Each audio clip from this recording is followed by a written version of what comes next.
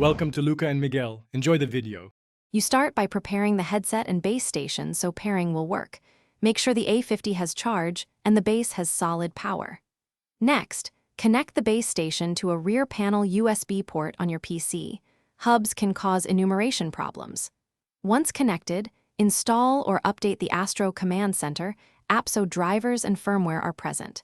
This step establishes the driver layer and firmware compatibility, which prevents most connection failures before you move into pairing. Now you pair and verify drivers. Put the A50 into pairing mode using the power and pairing buttons, following the LED indicators.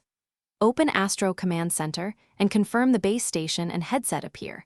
Update firmware if prompted and use the app to complete the wireless pairing sequence.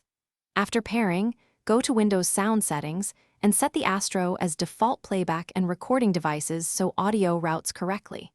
If drivers show errors, reinstall USB audio drivers and finish by testing audio in both Windows and a game to confirm voice and chat channels are correct. Adjust mix and sidetone in the command center.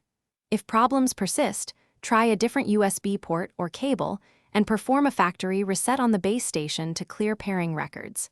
Make sure Windows USB Selective Suspend is off. One key troubleshooting tip: power cycle the base and headset, then repair.